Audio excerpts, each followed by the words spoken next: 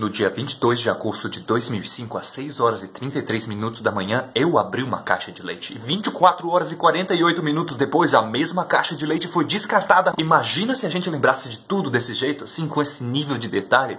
Agora imagina como seria você programar um computador para pensar desse jeito.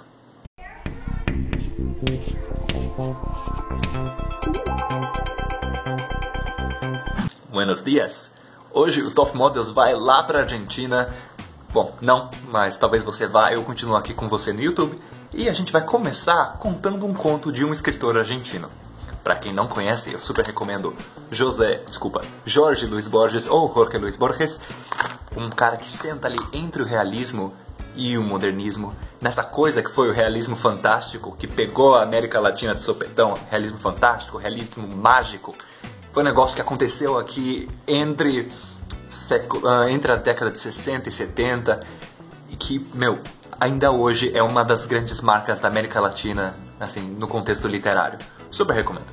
Esse cara em particular, o Borges, ele tem alguns contos que, para quem por exemplo, para quem tem um olhar mais científico, às vezes soa como algo parecido porque lidam com ideias que às vezes você tem na ciência, só que de uma maneira completamente diferente. O Borges, ele lida com a ideia do infinito, da infinitude. Ele às vezes escreve uns contos que são difíceis de entender. Não porque ele usa palavras complicadas, mas simplesmente porque ele lida com essas ideias que a nossa cabeça assim não está preparada. Eu vou contar um pedaço de um conto hoje, mas se prepara que às vezes o bagulho fica louco. No seu livro Ficções ou Ficciones, no conto Funes, um memorioso, o Borges conta desse rapaz, Funes, que aos 19 anos de idade tinha aquela cara de quem já tinha vivido mais do que todas as pessoas da Terra. Sabe, no cinema, normalmente é o personagem mais velho, aquele cara que, nossa, assim, já viu de tudo, nunca é impressionado por nada. É o Funes. Funes tem esse olhar, e não é um olhar de sabedoria, talvez mais de conhecimento. O Funes conhecia tudo, ele lembrava de tudo. O Funes sabia português, inglês, espanhol, latim, francês. Ele sabia que hora que o galo tinha cantado de manhã, ele sabia a cor da data da validade do leite que ele tinha aberto 12 anos atrás. A memória do Funes era perfeita. Ou talvez, melhor dizendo, o esquecimento dele era imperfeito. Você veja bem, por Funes, os filminhos que ele passava na cabeça dele não eram não estavam em JPEG, não estavam em MPEG, em MOV, sei lá. Eles estavam lá inteiros, todo detalhe. A cor do orvalho e tudo mais. O mundo do Funes era feito só de detalhes. Ele tinha seu próprio nome para coisas como aquela folhinha em cima do orvalho, ou o fio de cabelo no meu paletó. Ele tinha seu próprio nome para tudo, até mesmo para números.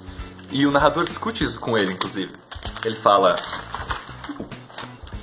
em lugar de 7013, Funes dizia, por exemplo, Máximo Pérez. Em lugar de 7014, a ferrovia. E outros números eram Luiz, Olivar, os ricos, a baleia, o gás, Napoleão. Parece uma música do Djavan. E em lugar de 500, ele dizia 9. Pois eu tratei de explicar-lhe que essa rapsódia de vozes desconexas era precisamente o contrário de um sistema de numeração. Eu observei que dizer 365 era dizer 3 centenas, 6 dezenas e 5 unidades. Essa análise não é possível com números como o negro Timóteo ou a manta de carne. Funes não me entendeu ou não quis entender. Só que piora. Para o Funes não existiam classes, assim, categorias. Existiam objetos, números, conceitos. E as palavras que ele inventava eram porque as nossas eram muito ambíguas. Quando você falava folha da árvore, ele falava, bom, mas que folha de qual árvore? Uma árvore tem várias folhas, eu já vi todas elas. Toda vez que o Funes se olhava no espelho, ele via uma pessoa diferente. E para ele não era suficiente falar o Funes de manhã às 8h25 e o Funes de manhã às 8h26. Não, de repente talvez o melhor fosse colocar todas as coisas do mundo, todas as memórias dele em ordem alfabética e pôr um nome para cada uma. Felizmente ele percebeu que isso nunca ia dar certo, porque reviver um dia na memória levava um dia. É isso que eu quis dizer com a coisa do MOV, MPEG, não sei o que. Tudo estava intacto na cabeça dele. E nessa coisa de ficar sobrecarregado com palavras demais, o Funes simplesmente não fazia nada. Ele ficava lá, o dia inteiro, enterrado nas memórias dele. O narrador até chega a falar: suspeito, contudo, que o Funes não era capaz de pensar. Pensar é esquecer diferenças, é generalizar, abstrair. No mundo abarrotado de Funes, não havia senão detalhes, quase imediatos. Deixei o texto na descrição. Agora vamos falar do Top Models. O que isso tem a ver? Como assim um computador pensar que nem o Funes? Bom, repara que o problema do Funes não era essencialmente supermemória. Talvez fosse um nome errado para isso. O problema é que ele não conseguia generalizar. Todas as memórias tinham o mesmo peso e nenhuma delas acabava sumindo nessa categorização que a gente faz. Eu não lembro de todas as coisas que eu comi hoje, mas eu sei que eu comi. Eu sei o que é almoço, eu sei o que é jantar. Eu não lembro de todas as folhas que eu vi na árvore, mas eu sei folha, sei árvore, etc. Talvez eu devesse lembrar o que eu comi no almoço, mas enfim. O Funes, ele fazia o que é chamado em matemática, em estatística, em aprendizado de máquina, de sobreajuste, ou overfitting. Sobreajuste é o seguinte: se eu colocar aqui para você, por exemplo, tem um monte de ponto desenhado aqui nesse gráfico. Você é capaz de dizer, tem um bolinho aqui, um bolinho aqui, um bolinho aqui, e o Funes vai falar, não, esse ponto é especial, e esse ponto é diferente dele, e aqui tem um pontinho diferente. O Funes não compreende essa ideia de abstrair, classificar.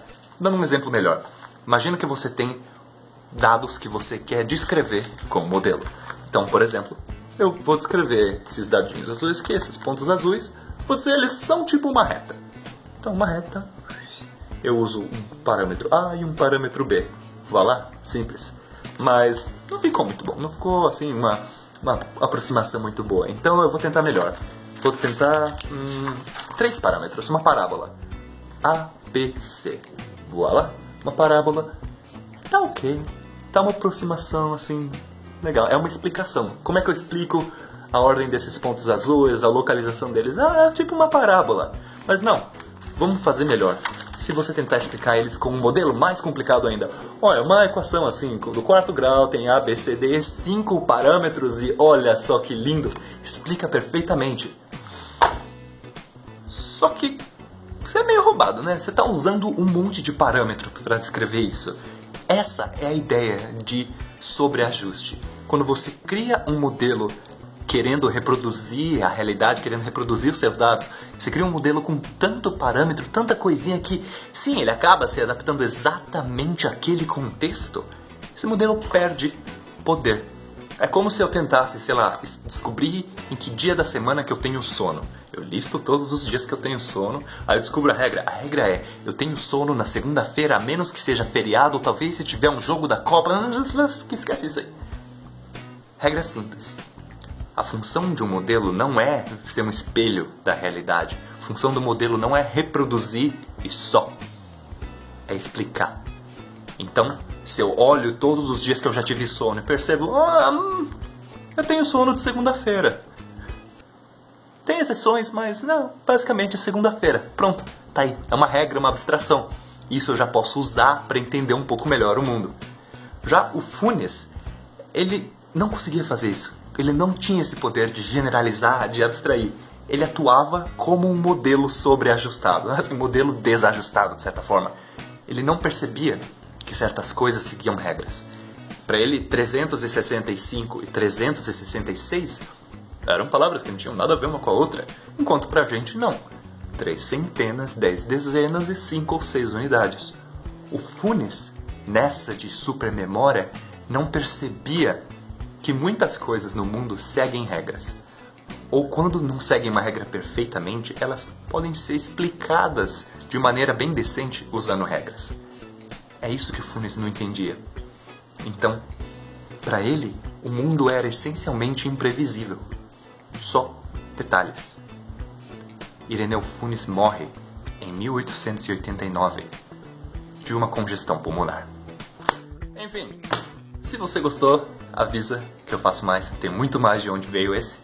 E, novamente, recomendo Jorge Luis Borges, ficções, vale muito a pena.